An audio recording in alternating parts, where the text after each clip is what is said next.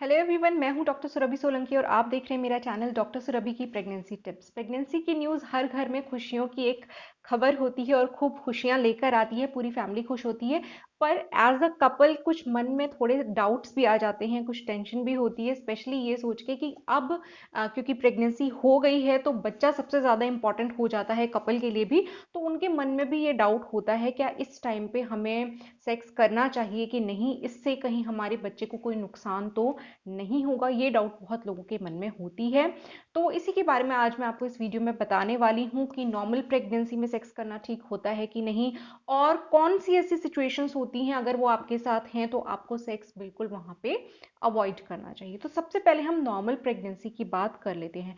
Normal pregnancy यानी कि आपके जो भी चेकअप्स हुए हैं सब नॉर्मल हैं, उसमें कोई प्रॉब्लम नहीं आई है, आप में कोई प्रॉब्लमैटिक सिम्टम नहीं है। तो सबसे पहले हम यहाँ पे जो शुरुआती दौर होता है प्रेगनेंसी का, अर्ली प्रेगनेंसी, तो उस टाइम पे भी कई लोग डरते हैं सेक्स करने में, ये सोच के कि कहीं सेक्स करने से मिसकैरेज तो नहीं हो जाएगा। देखिए, अगर आपकी प्रेगनेंसी नॉर्मल है यानी कि आपको विजाइना में से कोई भी ब्लीडिंग या स्पॉटिंग नहीं हो रही है, ना ही आपको अपने पेट के निचले हिस्से में किसी टाइप की क्रैम्पिंग, किसी टाइप का पेन नहीं है, स्पॉटिंग ब्लीडिंग भी नहीं है, तो इसका मतलब सब ठीक है, नॉर्मल है। तो उस कंडीशन में सेक्स करने में कोई बुराई नहीं होती है। वहाँ पे कई लोग सोचते हैं कि कभी अगर मिसकैरेज हो जाता है अर्ली प्रेगनेंसी में, तो कई लोग सोचते हैं कि कहीं हमने सेक्स किया इस वजह से मिसकैरेज हो गया होगा, जबकि ऐसा नहीं होता है। सेक्स की वजह से मिसकैरेज नहीं होता है। मिसकैरेजेस ज़्यादातर जो अर्ली प्रेगनेंसी में होते हैं वो तब होते हैं जब जो एम्ब्रियो फॉर्म हुआ होता है उसमें कोई क्रोमोसोमल एबनॉर्मेलिटी होती है। तो ज़्यादातर वही केसेस होते हैं जिनमें कि वो फिर आगे को ग्रो नहीं कर पाता है जो एम्ब्रियो है, और वो एक्सपेल आउट हो जाता है। वहाँ पे उस केस में अर्ली मिसकैरेज हो जाता है। तो मोस्टली उसमें सेक्स का कोई रोल एज सच नहीं होता है। तो अगर आपकी नॉर्मल प्रेगनेंसी है, कुछ लोग सोचते हैं कि सेक्स में जो भी जर्क्स लगते हैं उस एक्ट के दौरान, उससे बेबी को कुछ हर्ट हो सकता है या प्रॉब्लम आ सकती है। तो यहाँ भी मैं आपका ये डाउट बिल्कुल क्लियर कर दूं कि आपका जो बेबी होता है वो अच्छी तरीके से प्रोटेक्टेड होता है। एक सैक होता है, थैले जैसी होती है, जिसको कि एमनियोटिक सैक बोला जाता है। इसके अंदर तरल पदार्थ यानी कि पानी भरा होता है, जिसको कि मेडिकल लैंग्वेज में एमनियोटिक फ्लूइड बोला जाता है। तो ये फ्लूइड जो होता है, इसी में आपका बेबी होता है और वो पूरी तरीके से सेफ होता है। ये जो फ्लूइड होता है ये बच्चे को किसी भी तरीके के शॉक से और जर्क से, झटकों वगैरह से बचाता है। इसके अलावा बच्चा आपका यूट्रस में होता है, और यूट्रस जो होता है उसकी मसल्स भी काफ़ी स्ट्रांग होती हैं, वो भी बच्चे को बचाती हैं। तो इस तरीके से नॉर्मल प्रेगनेंसी में अगर आप सेक्स करते हैं तो उससे आपके बेबी पे कोई बुरा असर नहीं पड़ता है। वहाँ पे आप कर सकते हैं, उसमें कोई प्रॉब्लम नहीं है। अब लेटर स्टेजेस की बात अगर करें तो उस कंडीशन में भी सेकेंड ट्राइमेस्टर में, थर्ड ट्राइमेस्टर में अगर प्रेगनेंसी नॉर्मल है, कोई इशू नहीं है, तो वहाँ पे आप सेक्स कर सकते हैं, कोई प्रॉब्लम नहीं है। बस एक चीज़ का ध्यान रखिएगा कि जब लेटर प्रेगनेंसी होती है, जब यूट्रस का साइज़ काफ़ी बड़ा हो जाता है, बेबी का वेट भी बढ़ चुका होता है, तो उस कंडीशन में महिलाओं को थोड़ा जब लेटने या आराम करने की सलाह दी जाती है या सोने की भी सलाह दी जाती है, तो ये कहा जाता है कि वो पीठ के बल लेटना अवॉइड करें। तो उसी तरीके से सेक्स के दौरान आप ये जो पीठ के बल लेटने वाली पोजीशन है लेडी की, वो अवॉइड कीजिए। उसके अलावा किसी और पोजीशन में आप लेट सकते हैं, जैसे भी एज अ कपल आप कंफर्टेबल फील करें, आप वहाँ पे सेक्स कर सकते हैं। अगर अदरवाइज आपके डॉक्टर ने आपको मना नहीं किया है, कोई सीरियस इशू आपके साथ नहीं है, तो उस कंडीशन में करने में कोई बुराई नहीं है, कोई नुकसान नहीं होता है। क्या होता है कि पीठ के बल लेटने से जो थोड़ा ब्लड फ्लो है यूट्रस की तरफ, उसमें थोड़ी कमी आ सकती है, क्योंकि जो ब्लड वेसल्स होते हैं पीठ की तरफ, बड़े वाले ब्लड वेसल्स जो होते हैं उन पे प्रेशर पड़ता है, उसकी वजह से थोड़ा ब्लड फ्लो कम हो जाता है। इसी वजह से सलाह दी जाती है कि प्रेगनेंसी के दौरान सोए भी तो करवट लेकर सोए महिला, और स्पेशली अगर लेफ्ट करवट्स होते हैं तो उसको ज़्यादा बेटर माना जाता है। तो इस तरीके से सेकेंड ट्राइमेस्टर, थर्ड ट्राइमेस्टर में आप थोड़ा सा पोजीशन का ख्याल रखिए और कर सकते हैं, अगर अदरवाइज सब नॉर्मल है तो। अब अगर हम नवे महीने की बात कर लें, कई लोगों के मन में ये डाउट होता है कि नवा महीना है, ईडीडी यानी कि एक्सपेक्टेड डेट ऑफ डिलीवरी पास आ रही है, तो उस कंडीशन में क्या सेक्स सेफ है कि नहीं। अब कई डॉक्टर्स तो प्रेगनेंसी का जो नवा महीना होता है, स्पेशली जब आपकी ईडीडी आ रही होती है, उस टाइम पे लेडीज़ को काफ़ी ये पूछती हैं लेडीज़ कि हम ऐसा क्या करें कि जल्दी से हमारा लेबर स्टार्ट हो जाए और डिले ना हो, हमारा फुल टर्म हो गया है। तो ऐसी भी कई लेडीज़ की कंसर्न होती है। तो उस कंडीशन में डॉक्टर्स इनफैक्ट एडवाइस करते हैं कि आप रेगुलर सेक्स कीजिए। उससे थोड़ा लेबर इंड्यूस होने में भी हेल्प मिलती है, क्योंकि जो सीमेन होता है मेल का, उसमें प्रोस्टाग्लैंडिन्स नाम के हार्मोन्स होते हैं जो कि यूट्राइन कॉन्ट्रैक्शंस को प्रमोट करते हैं। तो इसलिए 9वें महीने में तो कुछ डॉक्टर्स आपको खुद एडवाइस करेंगे कि आप सेक्स कीजिए, जो कि अच्छा होता है लेबर में जाने के लिए, टाइम से लेबर स्टार्ट करने में हेल्प भी करता है, ऐसी कई डॉक्टर्स की राय है। तो ये तो हो गई नॉर्मल प्रेगनेंसी की बात। Early pregnancy, second trimester, third trimester में क्या सिचुएशन होती है वो मैंने आपको बता दिया। अब मैं आपको बताती हूँ वो 5 मुख्य सिचुएशंस जो कि अगर आपके साथ है तो आपको बिल्कुल सेक्स वहां पे अवॉइड करना होता है प्रेगनेंसी के दौरान। सबसे पहली चीज, सबसे पहली कंडीशन, अगर आपकी अर्ली प्रेगनेंसी में आपको ब्लीडिंग हो रही है। देखिए, प्रेगनेंसी में ब्लीडिंग होना नॉर्मल नहीं होता है और ये एक सीरियस कंडीशन को इंडिकेट करता है, यानी थ्रेटेंड अबॉर्शन हो सकता है, यानी कि आपका हो सकता है कि मिसकैरेज होने वाला हो, उसको इंडिकेट करता हो। यहाँ मैं बता दूं, हर केस जिसमें ब्लीडिंग होती है प्रेगनेंसी के स्टार्टिंग में, वो ज़रूरी नहीं है कि उसमें मिसकैरेज हो ही जाए। तो इसलिए इस तरीके का टेंशन लेने की बात नहीं है, लेकिन कॉशियस रहने की बात है। तो अगर आपको अर्ली प्रेगनेंसी में थोड़ी ब्लीडिंग हो रही है, स्पॉटिंग हो रही है, तो सबसे पहली बात अपने डॉक्टर को ज़रूर इन्फॉर्म कीजिए कि आपको इस तरीके से ब्लीडिंग हो रही है।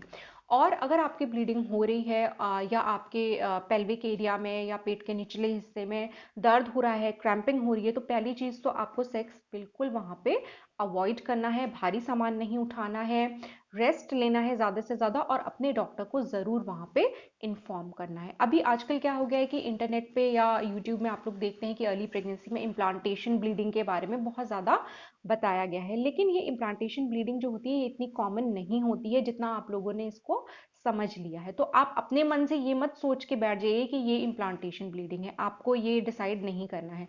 अर्ली प्रेगनेंसी में अगर ब्लीडिंग हो रही है तो आपको बिल्कुल डॉक्टर को इन्फॉर्म करना है, उसे सीरियसली लेना है। तो ये पहली कंडीशन है जिसमें कि आपको सेक्स अवॉइड करना है प्रेगनेंसी के दौरान। दूसरी कंडीशन ये है कि अगर आपका जो एमनियोटिक फ्लूइड है, कई बार क्या होता है कि जिस झिल्ली के अंदर बच्चा प्रोटेक्टेड होता है, जो कि मैंने आपको बताया था कि एमनियोटिक सैक के अंदर बच्चा होता है, उसमें एमनियोटिक फ्लूइड होता है, कई बार अगर वो थोड़ी बहुत रप्चर हो जाती है किसी वजह से, तो उसमें से वो जो फ्लूइड होता है, पानी होता है, वो लीक करने लग जाता है। अगर आपके साथ ये कंडीशन है कि आपका एमनियोटिक फ्लूइड लीक करने लग गया है, तो उस कंडीशन में आपको बिल्कुल सेक्स अवॉइड करना चाहिए, वहां पे आपको बिल्कुल भी सेक्स नहीं करना चाहिए।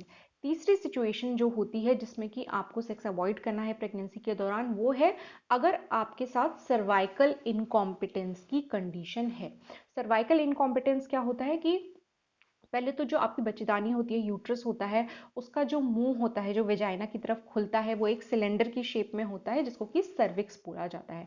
अब पूरी प्रेगनेंसी में ये जो सर्विक्स है ये क्लोज्ड रहता है, बंद रहेगा, तभी आपका बच्चा ठीक से यूट्रस में ग्रो कर पाएगा। और जब आप लेबर में जाती हैं 9 महीने के बाद, जब आपका लेबर स्टार्ट होता है, तो ये जो सर्विक्स होता है ये धीरे धीरे खुलने लग जाता है, डायलेट होने लग जाता है, और अच्छी तरीके से खुल जाता है जब आपके बेबी की डिलीवरी का टाइम होता है। तो इस तरीके से उस टाइम पे सर्विक्स खुलता है। लेकिन अगर आपका सर्विक्स जो है वो समय से पहले ही खुलने लग गया है, यानी कि अभी आपका बेबी जो है वो मैच्योर नहीं हुआ है, तो उस कंडीशन में क्या होता है, अगर पहले ही आपका सर्विक्स जो है वो खुलने लग गया है, तो उस कंडीशन को सर्वाइकल इनकॉम्पिटेंस बोला जाता है। और अगर डॉक्टर ने आपको ये कंडीशन बताई है आपके साथ, तो आपको बिल्कुल भी सेक्स वहां पे अवॉइड करना है।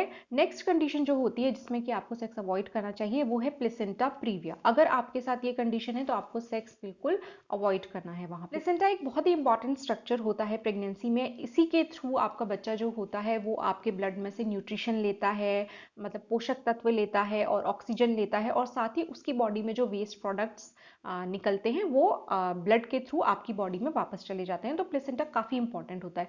अब क्या होता है कि ये जो प्लेसेंटा होता है ये नॉर्मली अटैच्ड जहाँ पे होता है वो अपर सेगमेंट ऑफ यूट्रस में अटैच्ड होता है, यानी कि ऊपरी हिस्से में ज़्यादातर अटैच होता है। लेकिन कभी कभी ऐसा होता है कि अगर ये प्लेसेंटा यूट्रस के निचले हिस्से में अटैच्ड होता है, और ख़ास तौर पे अगर ये सर्विक्स के मुंह को कवर कर रहा है, तो वो कंडीशन काफ़ी रिस्की होती है, वहाँ पे हैवी ब्लीडिंग के बहुत चांसेस होते हैं।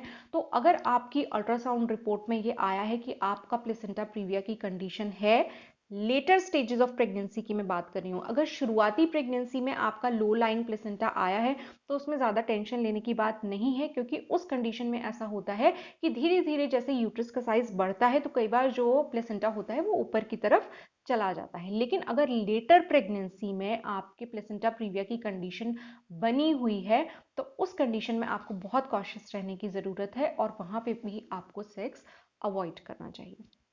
अब हम अगली सिचुएशन की बात कर लेते हैं जिसमें कि सेक्स अवॉइड करना चाहिए आपको प्रेगनेंसी में। वो है कि अगर आपकी हिस्ट्री ऐसी रही है, यानी कि आपको प्रीवियस प्रेगनेंसीज में प्रॉब्लम रही है, या तो आपके रिपीटेड मिसकैरेज हुए हैं पहले की प्रेगनेंसीज में, या आपकी प्रीमेच्योर डिलीवरी हो गई है पहले की प्रेगनेंसीज में, प्री टर्म लेबर में आप चली गई हैं पहले की प्रेगनेंसीज में। तो अगर इस टाइप की हिस्ट्री है तो आपको थोड़ा कॉशियस रहने की ज़रूरत है और अपने डॉक्टर की सलाह से ही आप वहाँ पे, अगर वो आपको अलाउ करते हैं सेक्स करने के लिए, तभी आप करें, अदरवाइज आप अवॉइड करें।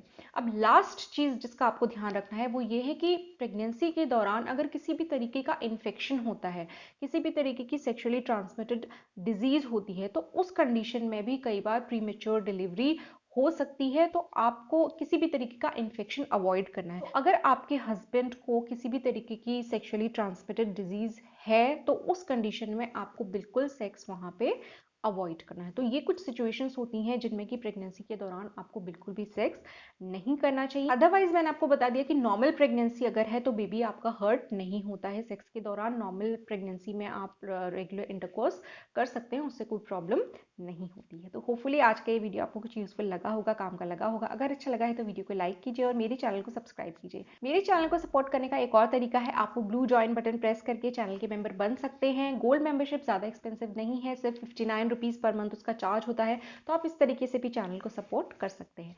मैं आपसे मिलूंगी अपने अगले वीडियो में, तब तक के लिए अपना ख्याल रखिए।